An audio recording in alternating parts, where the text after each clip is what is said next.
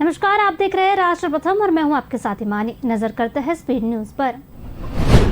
गुजरात विधानसभा चुनाव को लेकर प्रदेश में बड़े नेताओं के दौरे लगातार हो रहे हैं। इसी कड़ी में आज बीजेपी के राष्ट्रीय अध्यक्ष जेपी नड्डा गुजरात पहुंचे। नड्डा 2 दिनों की गुजरात यात्रा पर है। इस यात्रा के पहले दिन बीजेपी अध्यक्ष जेपी नड्डा ने गांधीनगर में नड्डा नमो किसान पंचायत ई बाइक कार्यक्रम का लॉन्च किया। किसानों की समस्या पर जेपी नड्डा ने कहा कि यहाँ कुछ लोग हैं जिन्होंने किसानों के नाम पर हमेशा राजनीति की है, लेकिन बीजेपी ने किसानों के दर्द को समझा और फिर उसे दूर करने की कोशिश भी की। बीजेपी अध्यक्ष ने आगे कहा कि बोलना चाहता हूँ कि सभी लोगों ने किसानों का योजनाबद्ध तरीके से नाम तो उपयोग किया, लेकिन किसानों के लिए धरती पर कुछ नहीं किया। प्रधानमंत्री नरेंद्र मोदी ने गुजरात की राजधानी गांधीनगर में हो रहे 2 दिवसीय राष्ट्रीय महापौर सम्मेलन में हिस्सा लिया। पीएम मोदी इस कार्यक्रम में वर्चुअल रूप से जुड़े हुए थे। इस कार्यक्रम में देश भर से भाजपा सहित शहरी स्थानीय निकायों के महापौर और उप महापौर शामिल हुए थे। पीएम मोदी ने भाजपा के मेयरों के इस कार्यक्रम को संबोधित किया।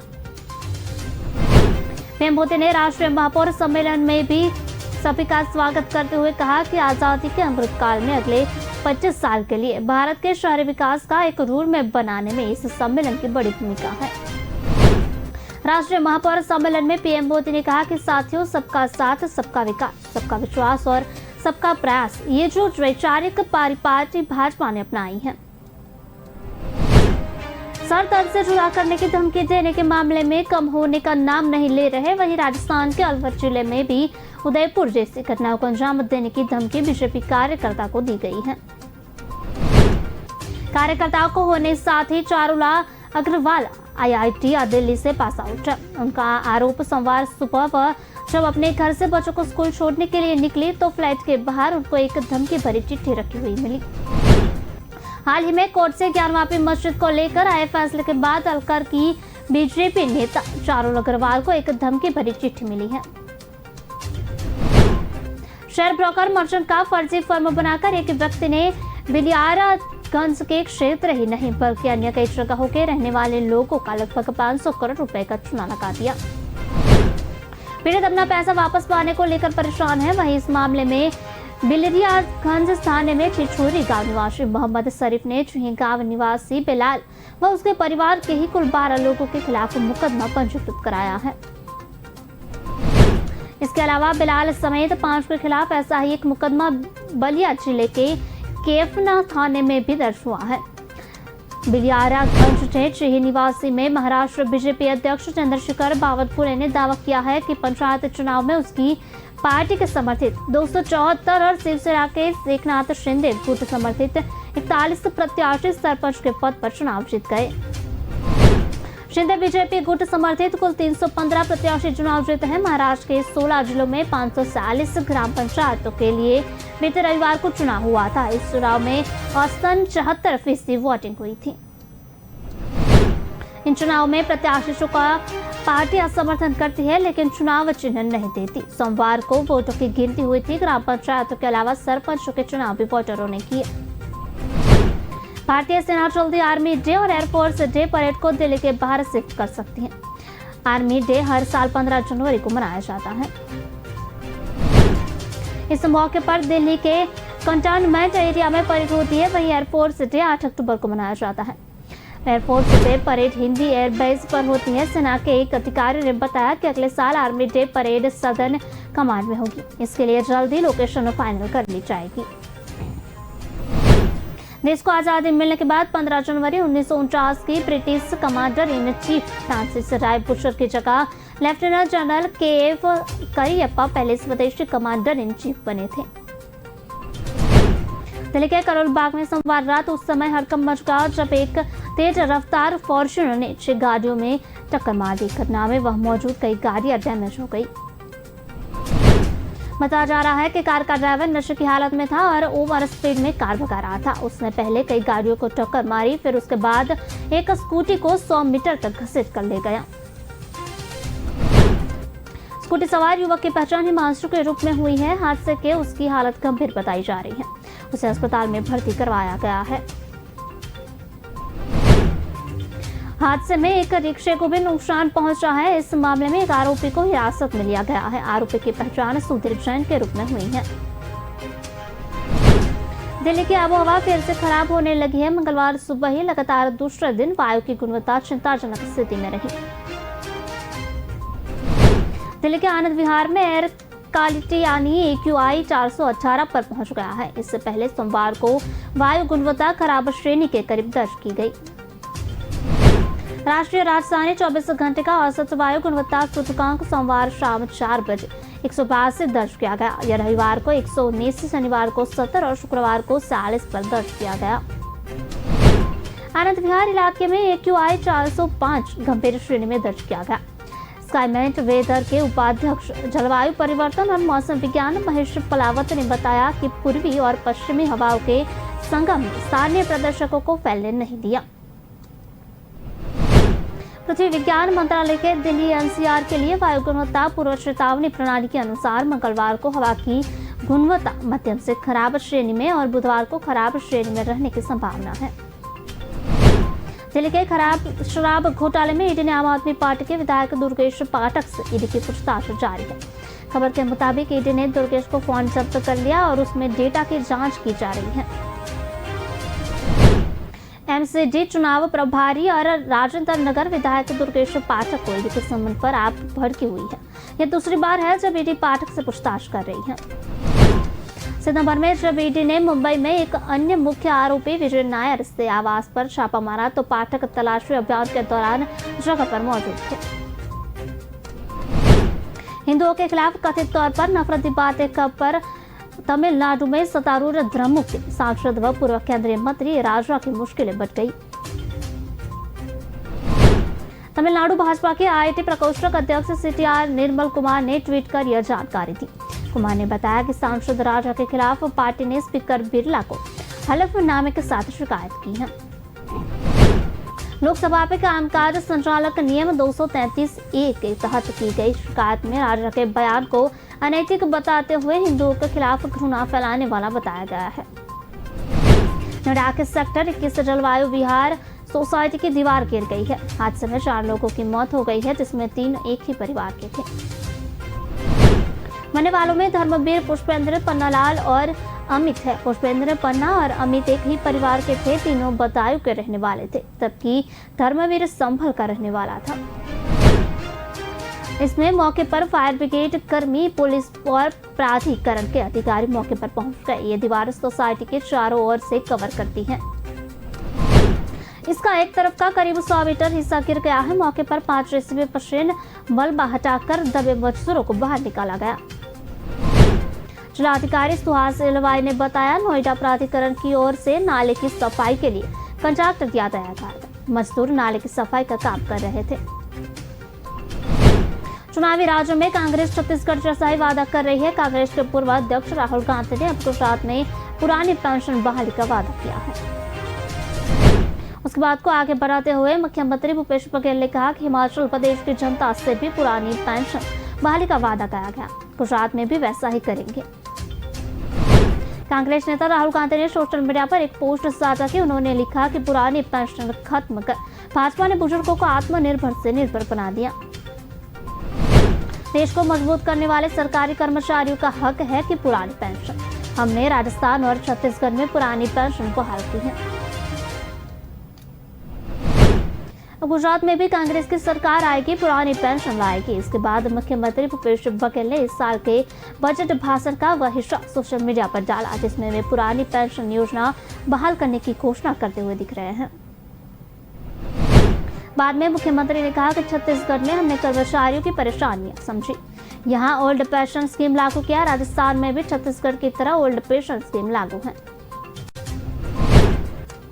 झारखंड में भी यहाँ हमारी सारा सरकार है, वहाँ भी इसको लागू किया गया है। केंद्र सरकार अड़ंगा लगा रही है, लेकिन हमने उसका रास्ता निकाल लिया है। उत्तर प्रदेश विधानमंडल सत्र के दूसरे दिन हंगामे के साथ कार्यवाही शुरू होने के बाद सत्ता पक्ष और विपक्ष में सवाल जवाब हुए। सदन के नेता प्रतिपक्ष अखिलेश यादव ने प्रदेश में स्वास्थ्य सेवाओं को लेकर सवाल उठाए, जिसका जवाब नेता सदन मुख्यमंत्री योगी आदित्यनाथ ने दिया। हालांकि नेता प्रतिपक्ष अखिलेश नेता सदन मुख्यमंत्री योगी के जवाब से संतुष्ट नहीं हुए और सदन से वॉकआउट कर लिया। अखिलेश यादव ने स्वास्थ्य सेवाओं को लेकर कहा कि अगर सरकार के पास बजट नहीं है तो मुख्यमंत्री को स्वीकार करना चाहिए। उन्होंने कहा कि सरकार सभी स्वास्थ्य सेवाओं को प्राइवेट कर देना चाहती है, जिससे इलाज आम लोगों से दूर हो जाए। उन्होंने इस दौरान सपा सरकार में स्वास्थ्य सेवाओं को लेकर किए गए कार्यों का ब्यौरा किया। राजस्थान में लंपी वायरस जमकर कहर बरपा रहा है। ऐसे में लंपी वायरस के कारण राज्य में हजारों गायों की जान जा चुकी है। वहीं इस मुद्दे को लेकर विपक्षी पार्टी भाजपा राज्य की गहलोत सरकार पर हमलावर है। जयपुर में भाजपा के सैकड़ों कार्यकर्ताओं सड़कों पर उतरे थे। पुलिस ने भाजपा कार्यकर्ताओं को रोकने के लिए बैरिकेडिंग की हुई है। भाजपा के प्रदर्शन को देखते हुए पुलिस ने बैरिकेडिंग की हुई है। हालांकि भाजपा कार्यकर्ता बैरिकेड पर चढ़ गए। राजस्थान भाजपा के अध्यक्ष सतीश पूनिया भी एक बैरिकेड के ऊपर चढ़ गए। गौरतलब है कि राजस्थान में लंपी वायरस की वजह से बीते 3 महीनों में 60,000 से ज्यादा गायों की मौत हो चुकी है। वहीं 8 लाख गौवंश लंपी से संक्रमित भी हो चुके हैं। बताया जा रहा है कि प्रदेश के 22 जिलों में लंपी चर्म रोग फैल चुका है। लंपी वायरस से जुड़ी हुई बड़ी संख्या में मौत की वजह से प्रदेश में दूध का उत्पादन भी घट गया है। दूध की कमी से कई जिलों में इसके दाम भी बढ़ गए हैं। कांग्रेस अध्यक्ष पद के लिए पार्टी में नेताओं की चल रही जदोजहद के बीच अब खबर सामने आई है कि कांग्रेस के वरिष्ठ नेता और सांसद शशि थरूर और कांग्रेस अध्यक्ष पद का चुनाव लड़ेंगे। सूत्र के अनुसार कांग्रेस सांसद ने सोमवार को इस संबंध में पार्टी की अंतरिम अध्यक्ष सोनिया गांधी से भी मुलाकात की और उनसे पार्टी अध्यक्ष पद के लिए चुनाव लड़ने की मंजूरी ली। कांग्रेस सूत्रों का कहना है कि अगर थरूर ने कांग्रेस अध्यक्ष पद के लिए नामांकन दाखिल किया तो फिर चुनाव होना तय है। वहीं अशोक गहलोत के करीबी सूत्रों ने कहना है कि गहलोत ने अभी तक तय नहीं किया कि वह चुनाव लड़ेंगे या नहीं। सूत्रों ने यह भी बताया कि इस मुलाकात के दौरान सोनिया गांधी ने इस धारणा को भी खारिज किया है कि इस चुनाव में पार्टी की ओर से कोई आधिकारिक उम्मीदवार नहीं होगा।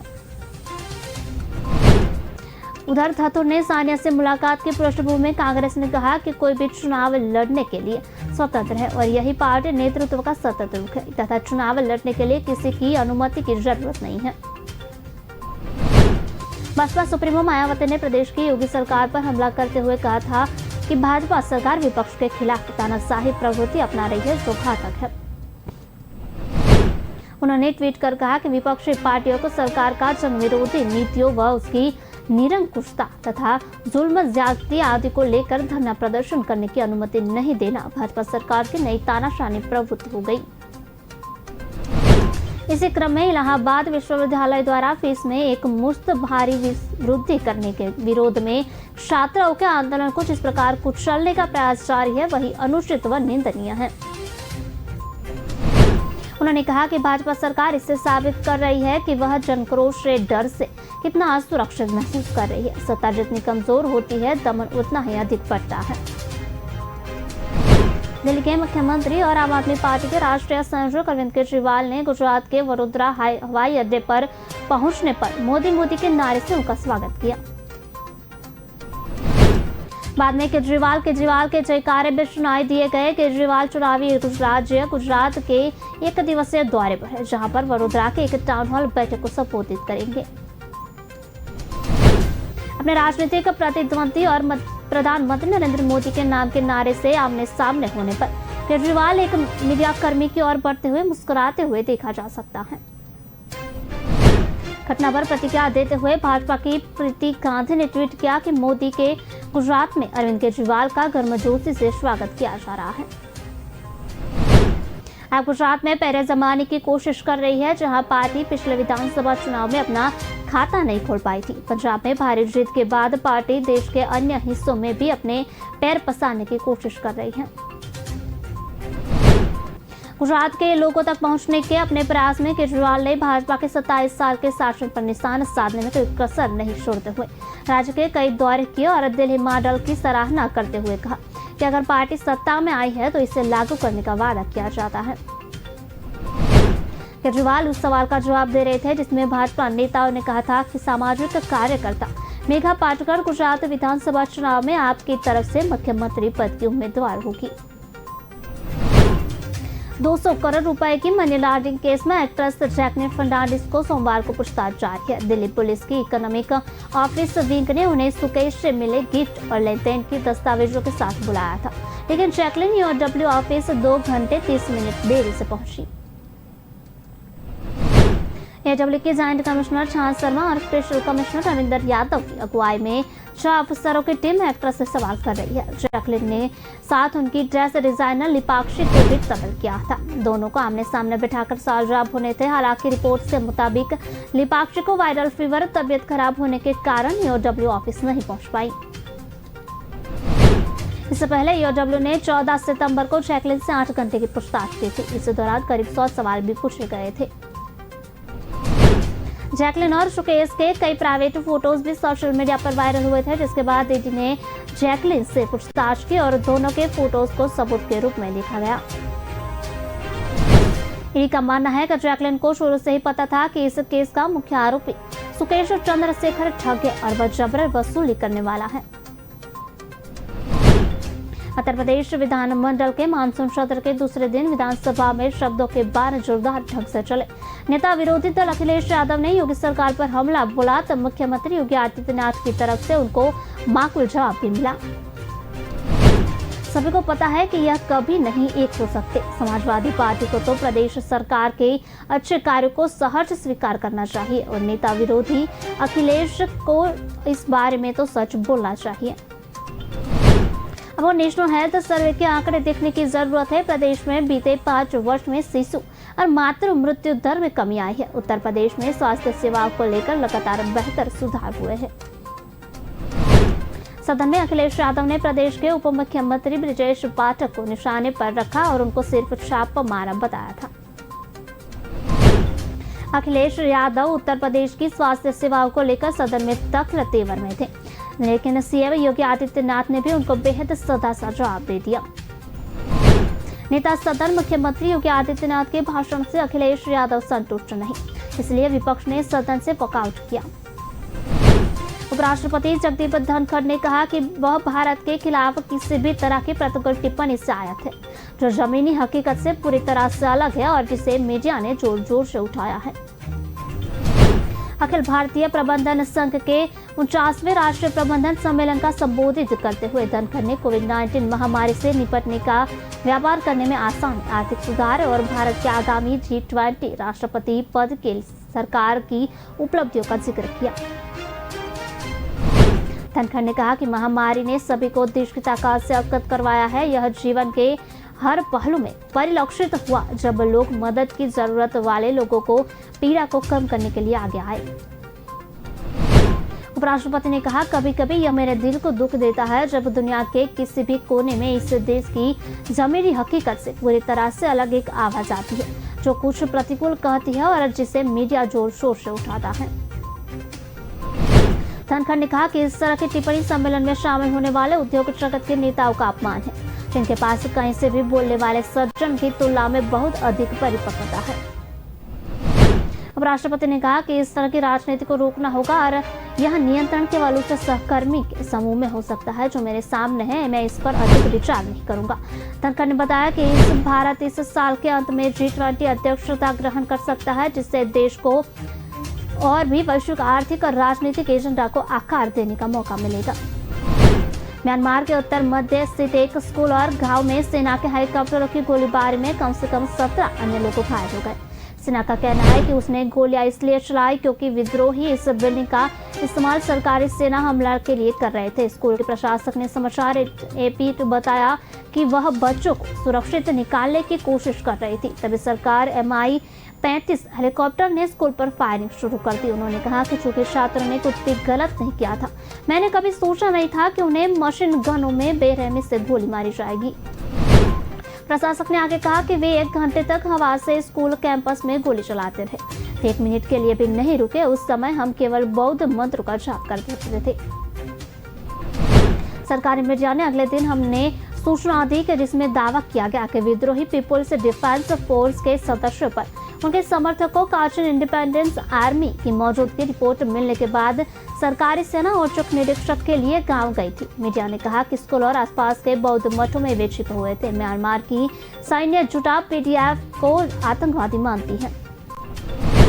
राज्य मीडिया ने आगे दावा किया कि जब सरकारी सुरक्षा बल वहां तलाशी लेने के लिए पहुंचा तो छिपे विद्रोही ने उन पर गोली चला दी। हालांकि सैन्य जुटा ने स्वीकार किया है कि हेलीकॉप्टर से फायरिंग करने लोग घायल हो गए, लेकिन सैन्य जुटा ने दावा किया कि पीडीएफ और केआईए ने ग्रामीण को मानव ढाल के रूप में इस्तेमाल किया। जुटा ने इस फायरिंग में किसी भी बच्चे के मारे जाने या घायल होने का जिक्र नहीं किया है। जब से सेना फरवरी 2021 में एक चुनी हुई सरकार को उखाड़ फेंका और सत्ता पर कब्जा कर लिया, म्यांमार में हिंसा भड़क उठी है। विपक्षी आंदोलन कुछ सशस्त्र संगठन देश भर में सक्रिय है, जबकि सेना उन्हें घातक और आक्रामक तरीके से जवाब दे रही है। लोकतंत्र समर्थक विद्रोहियों के खिलाफ सैन्य सरकार के अभियानों में आमतौर पर नागरिक मारे जाते हैं। आज के स्पीड न्यूज में बस इतना ही। विस्तार से खबरें पढ़ने के लिए आप हमारी वेबसाइट का भी प्रयोग कर सकते हैं। हमारे वेब का पता है www.kalamkartavya.com। हमारी कलम ही हमारा कर्तव्य है। इसी उद्देश्य के साथ आप खबरों को राष्ट्र प्रथम के साथ देखते रहिए। नमस्कार।